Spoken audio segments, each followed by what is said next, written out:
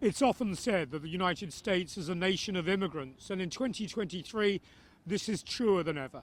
In October 2023, the foreign-born share of the US population was 49.5 million people. That's 15% of the population, the highest in US history. Congratulations. While the vast majority of immigrants into the US arrive legally, illegal immigration is also surging. And that's a big political problem, especially for US President Joe Biden in a re-election year. Fiscal year 2023 saw over 2 million migrant apprehensions on the US southern border with Mexico, only the second time since records began that the US Border Patrol stopped that many migrants. And American voters are paying attention.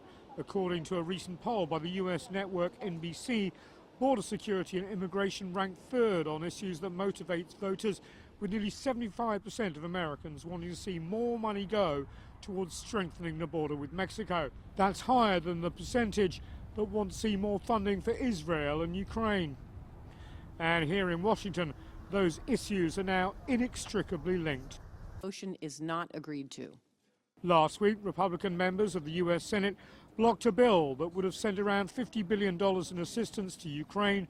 The Republicans want to link that aid money to stricter immigration, including more money for border protection and toughening up asylum rules to exclude more people. They are going to have to grant significant concessions on the border to pass the president's supplemental aid package. And certainly the House of Representatives will demand that. And until they accept that reality, the legislation will not pass.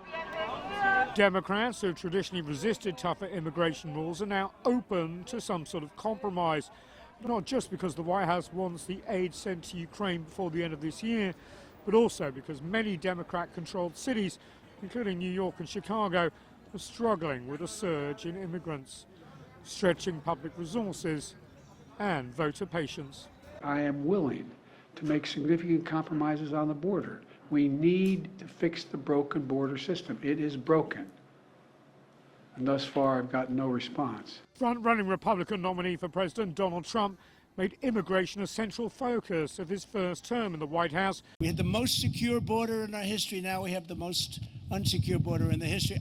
Pledging to build a wall on the southern border. When do we want it? He issued temporary bans on immigration from many Muslim-majority countries. A second term could see him try to enact even more stringent restrictions.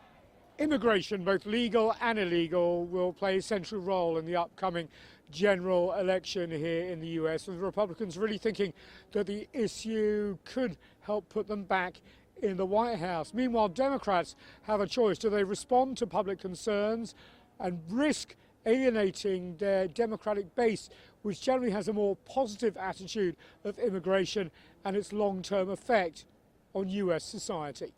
Nathan King, CGTN, just outside the White House.